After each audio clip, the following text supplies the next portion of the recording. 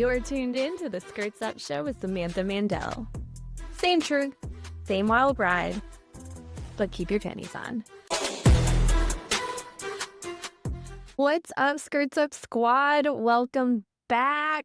It is season 5, and of course, it feels a little different with Melissa not joining us for this season. It feels different, it sounds different, and it's just going to be a little bit different. But the truth is, it's the same show.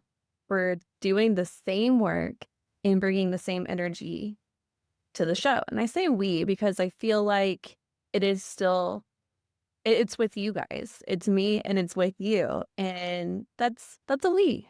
So thank you guys for coming back and joining me.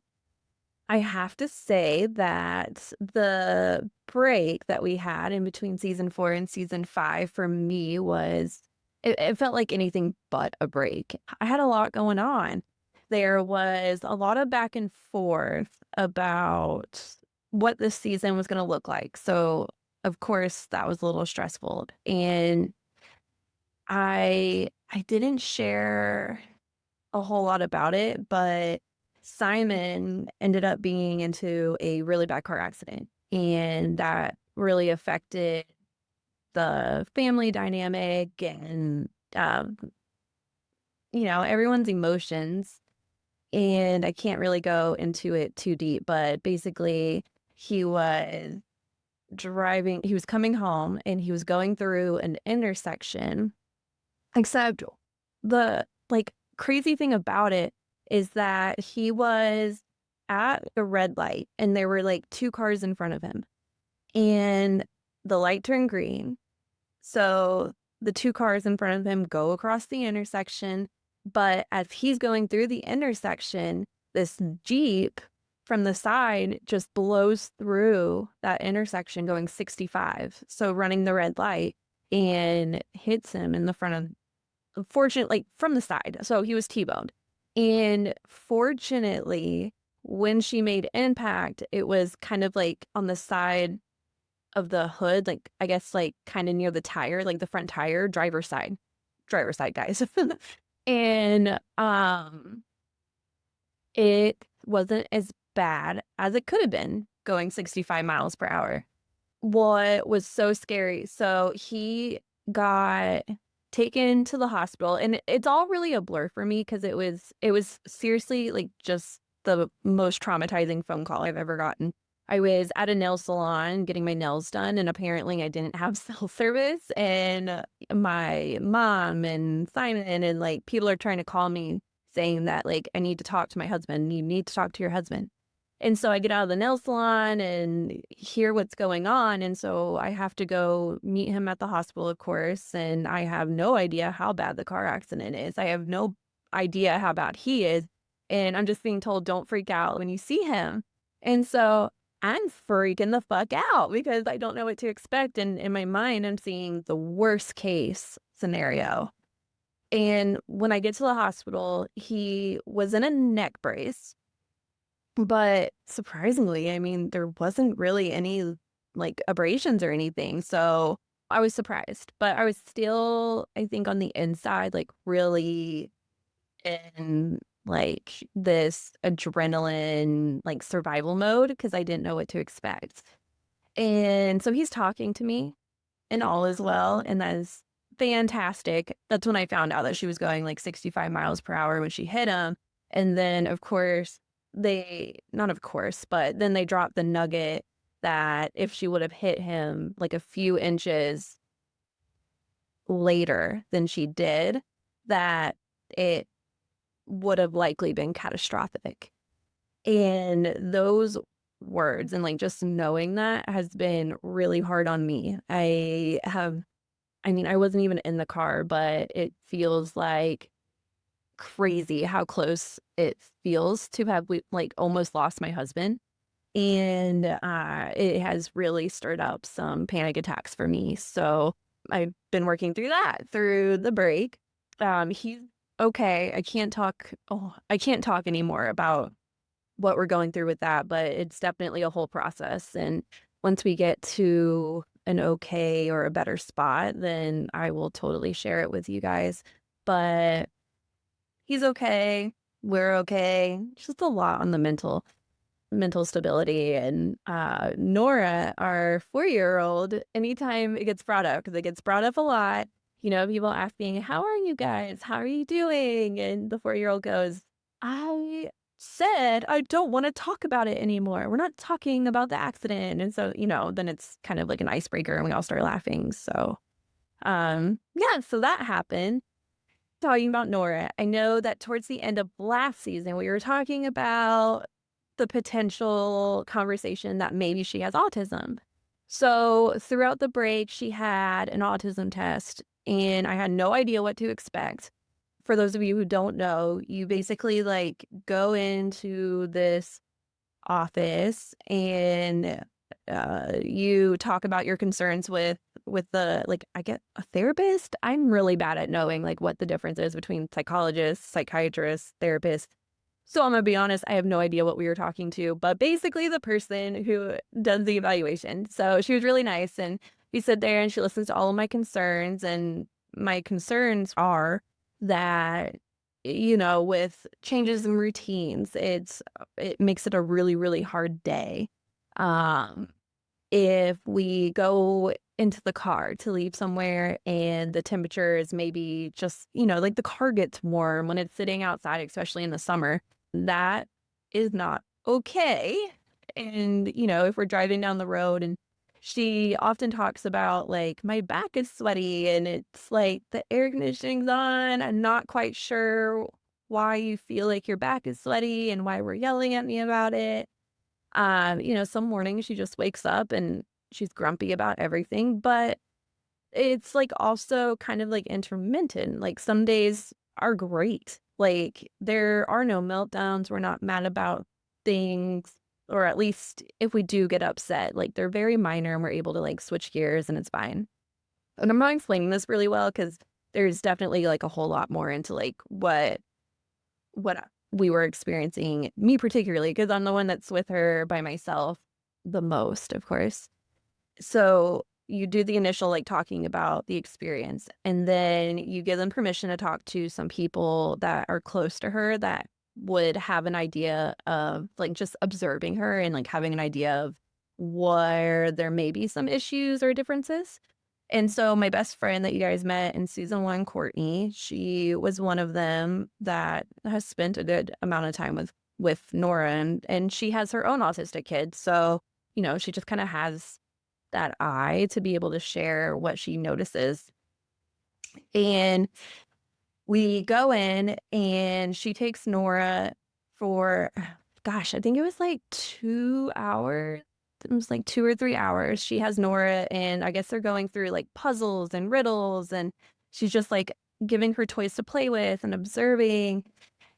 And during those 3 hours, I am doing this crazy amount of paperwork. I literally took me the whole time. Like, I'm pretty sure they were done before I was done filling out all the paperwork.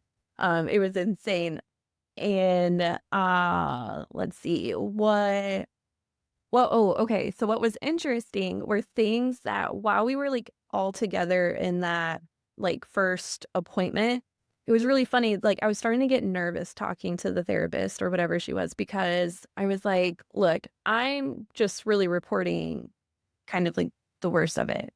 Like, this is just my concerns and stuff, but I don't want, like, I want to know that what I'm saying isn't just deciding, like, if she is or, like, if she is. Like, I don't want, just because, like, if what I'm saying is just, like, spot on or, like, negative, that she's just diagnosed with autism, because I want it to be real, like, legit. And maybe I'm just over analyzing things. And the therapist looks at me and she goes, no, no, no, I totally get that.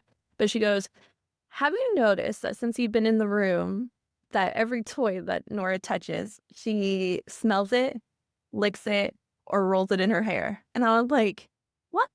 No, she doesn't. And then, like, while we continue to talk, I keep looking over at Nora. Yeah, everything that she touched, she, like, either smelled it, licked it, or, like, was, like, twisting it in her hair. And anytime she got out new toys, she was lining them up in a line, which, I mean, I knew she did this, like, this part, but, like, I didn't think anything of it, but, like, a lot of times when she gets a new toy or, like, switches to a new set of toys, she'll, like, line all the things up so she can see, and then plays with them in, like, a really, like, specific way, and then, like, if you want to play with her or she asks you to play with her, you have to play the right way, and I say that in, like, quotes because the right way is however she thinks or tells you that you're playing. It's really funny. She's hilarious. But, yeah, like, just even in that one session, like, I realized things that I really didn't know. So, at the end of it, it took 2 months to get the results back. So, we actually just got them not even a week ago, and it came back that she's level 2 autistic and ADHD, which no one's surprised about the ADHD. Like, you can tell that in, like, the first 5 seconds of meeting her, but with the autism, it's not severe enough that, like, if we're just walking around in a grocery store that everyone would be able to be like, "Oh, yeah, she's, autistic," or, like, "She's different." But it's like people who spend just a little bit of time with her, like, off and on would notice and pick up on little things of, a little different, quirky, but, it's nothing bad, and, so we're just in an adjustment where I want to understand how to better support her, especially during her meltdowns, because I feel like there's this battle of inside of me, like, of not handling it right and not feeling like I know how to handle it. And not that anything changes just because there's a diagnosis. This is how I've been feeling is like never knowing how to handle when she gets this upset. And it's always been really hard and confusing to me.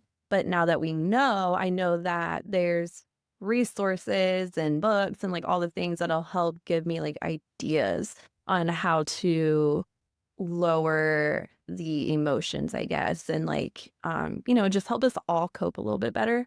So I have relief in that. And we will see how that goes throughout the season. I'm going to take a breath after that. That was a lot. I say all of this. Obviously, it's a new season and it's just me. And there was a lot of back and forth for me on, do I continue skirts up? Do I shut skirts up down? Do I get another host? And everything just fell up in the air. Like it just felt like a lot. It felt like I didn't know how it could even be possible to be the same. But during that questionable time for me, I did have some interviews lined up, and I had done a couple of the interviews or the recordings, and they went so well. I was so nervous, so scared, and still was not sure that I wanted to continue Skirts Up, but the recordings went so good. Like, it felt so right, and the conversations with the guest were just like, I cannot wait to get them out to you guys. So that really answered that question for me. Like, it's okay to just be me and it's okay to be a little different, but the messages and the guests, like, they are just like, I'm getting goosebumps talking about it. Like, it's just as good and important, and you guys are gonna love it. So bear with me this season. There's gonna be some awkwardness. And actually, another thing that's different about this season, something that Melissa and I always wanted to do with Skirts Up was we loved that we started having guests for every episode, but we were starting to get to the point where we also wanted to have episodes where it was just us talking about real life things, like just in the most raw way possible that we are going through. Like, you guys know she's going through a divorce, and you guys know, like, her religious background upbringing, and we felt like we were always just dusting the cover of those things instead of being able to, like, really talk about, like, the feelings and what it's like to actually go through that. And I, of course, have stories and things of my own that just really wanna talk about, like, really get in with, because I know that we know that you guys are also going through many of the similar things that we go through. And instead of just going through the motions just because it's the podcast, just because it's a show, like, just ignoring the deeper side of it just doesn't feel right. And we wanted to bring the messiness to you guys. And this season, I'm doing some solo episodes. So there's this one where it's just me today, and I'm catching you guys up on live, preparing you for what's going to come this season. And then we have a bunch of episodes with guests. And so periodically, it's not like on like a scheduled routine. There will be episodes with just me where I maybe elaborate on how a guest, whether it was the one before, the one after, like shaped something within me or shaped this season, because a lot of them really did help narrow in on what this season is going to look like for you guys and with you guys.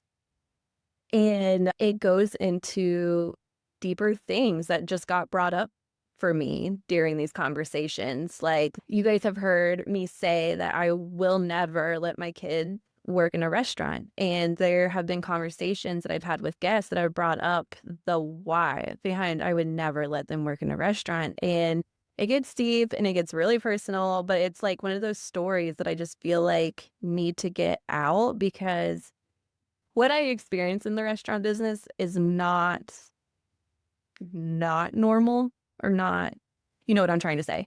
And I think that more parents need to be aware before they let their kids, their daughters, like get into restaurants as their first job. And I think that adults need to be more aware of how they act and what they're bringing in front of these young impressionable people. So yeah, it gets real and it gets deep, but I'm looking forward to sharing it and finally talking about things like that.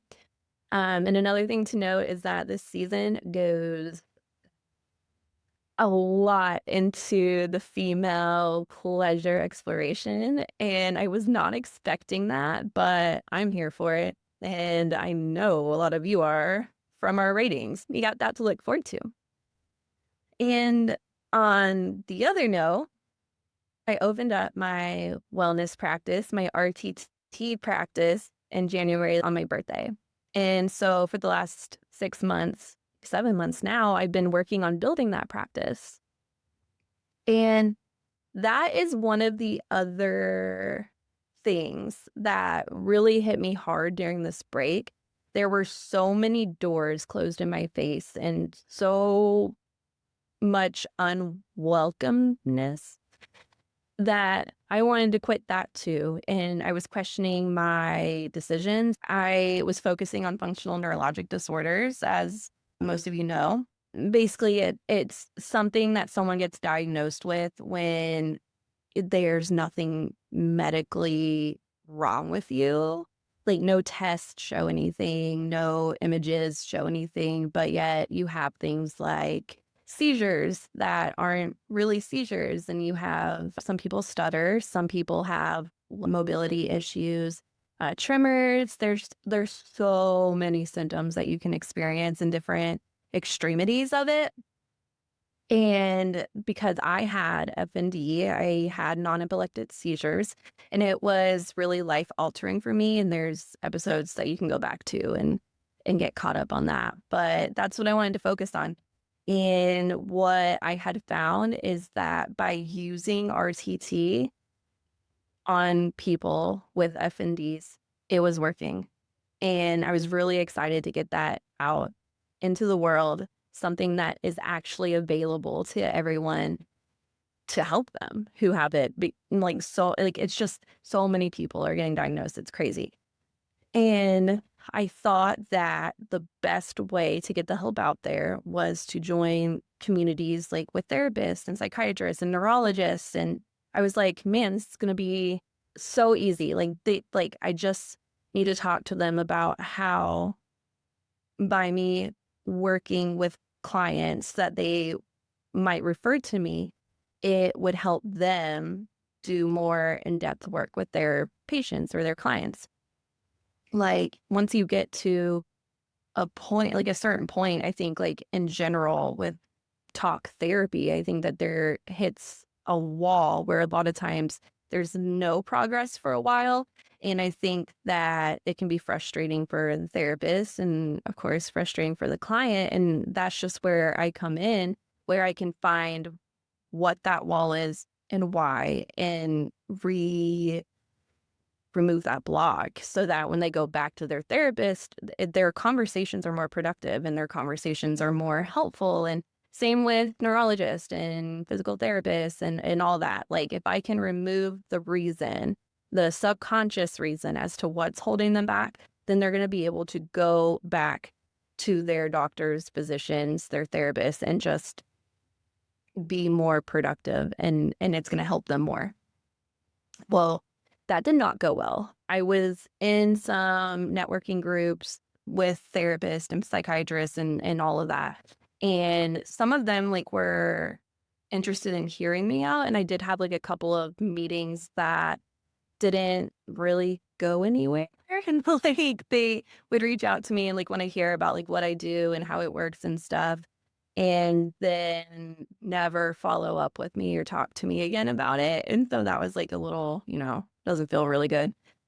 Then therapists, like in the networking group that I was in, they started messaging me these things like, there's no studies that show that there's anything for FND. Like there's no studies that show that RTT works for FND or that it's safe for FND. And like I get that. I've never claimed that it has been. I have claimed that what I know is that I am an RTT practitioner, so I am qualified to use it. And what I know is that I have clients that I have done it with, and I know the results that I've had, which have been life changing. And I actually would encourage you guys to go watch on my homepage of Sweet Soul. There's a video of one of my sweet clients that shows what her life was before we worked together and then how her life has changed after. And I mean, that just speaks for itself. Neither here or there. Basically, I got a lot of like mean, hateful like messages from those groups and got kicked out of them. And that sent me on a deep spiral of what am I doing? Why am I doing it? Like, holy smokes, I just got shut out of where I thought that I fit in and where I thought I was supposed to be. And apparently I don't fit in, which a lot of us can relate to, not feeling like we fit in. And the other struggle that I have found is, I mean, I have had FND and I've been in the functional neurologic disorder like support groups on social media from the time that I started experiencing it. And since that's what I'm working with, like I will comment on people's posts and give them some like encouraging things and sometimes offer help for free. Just, because I want to help people and I want them to know the option that is out there and that it works. And what I have gotten met with is a lot of like, it's not possible because my doctor said it's not possible. What, like, just so much negativity for giving an option. And it also had me questioning, like, okay, do most people with a chronic illness, like, do they not really want to get better? It's wild to me. It's just like one of those things where you can bring someone to the water, but you can't make them drink it. And so, again, I thought, man, I'm a failure. I guess I'm just going to shut down. Like, I don't know what to do from here. I had written an article on what it felt like before I did a lot of mental health work and became who I am today. And I wrote just this really raw and personal article on what it felt like then, what it feels like now, and just kind of how normal it is to be someone that you don't like, but that it's possible to be someone that you love. And that article got a lot of hits and a lot of people talking and a lot of people wanting to talk. So it kind of sparked the idea to try again. So I did another article that was more personal and deep and like just something that everyone goes through, like feeling like they don't fit in their life anymore. Like, like when you become a mom or like your focus has been to progress in work, it gets to the point where you have taken care of everything and everyone else that it's like, hold up, what is there in this, or what am I doing for myself? And we all have those moments. Like that's not some of us. And that article got a lot of hits too. So I had the idea and I kind of have shifted and given myself like a new title that I kind of made up, but it's so fitting. And so now I'm shifting and I'm calling myself an inner foundation coach. And basically, what I'm hitting on, or what I'm offering, is to everyday women just like me and you that are going through the motions and realize, when is the last time that I have laughed, like really laughed at something that felt so good?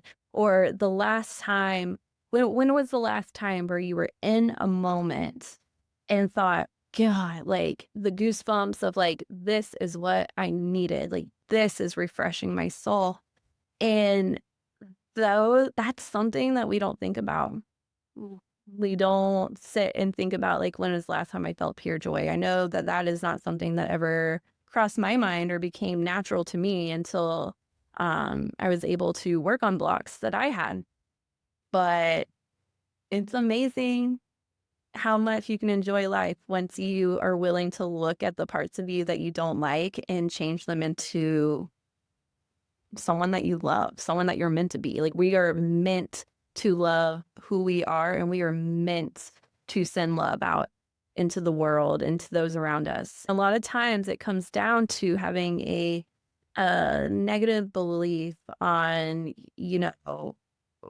what's making us not confident in ourselves, what's causing us so much fear to get out there and do what we want to do, and the fear of wondering what people are going to think or what they're going to say, and their the anxiety it causes, the depression it causes. That's what I can address with RTT. I can walk you to your subconscious mind and we can figure out why you feel that way. And we can turn it into now you feel like a badass. And that's what I'm focusing on, because I was there and now I'm here, and it wasn't fun and it didn't feel good, but it's possible. And I just want to help other women get there too. Like, we owe it to ourselves to love ourselves so that we can be more present for our family and for the work that we love. And we owe it to ourselves as women. So that's what I'm doing now. And if you guys have any questions about it, I would love you guys to check it out on my website and take a look at that. And honestly, I shared this story with you because you guys are going to meet a very beautiful, powerful, possibly the most influential person we've ever had on the podcast. She has created a empire, and she is like the definition of badass and female empowerment. And I remember I was doing the recording with her, and I was down, like on the inside I was down because I was going through like the shut doors and being shut out and stuff. And talking to her, I was just like, okay, yeah, like this all sounds great, but it's like just not gonna be possible for me. Again, I'm like thinking these things, but then it gets to a point in the conversation where I'm like, so what do I do? Like, if I were someone that you were working with and this is what I'm experiencing, this shutout and like this, like just wanting to curl up and not do anything, like what would you tell them? And she tells me like that I want to say like one phrase that just like repeated in my brain over and over and over again. But honestly, there's like three things that she said in that conversation that just repeat in my mind over and over again until it got to the point where I saw the shift that was possible, and it felt good. It feels her words are what, like, made me feel like the shift to an internal foundation coach was the right move and is where I need to be, and it feels right. So, I am so excited for you guys to meet her. I know that I'll be working with her soon, and, there's a lot of empowerment and encouragement in her words. So, come back for next week. She'll be with us, and you are going to feel so good after you get to know her, and I'm excited for that. But I think that's all I have for you guys on episode 1, and thank you for joining me back here again, and I'll see you next week. Did you like the episode that you heard today? Great! Share it with a friend, and don't forget to rate and review.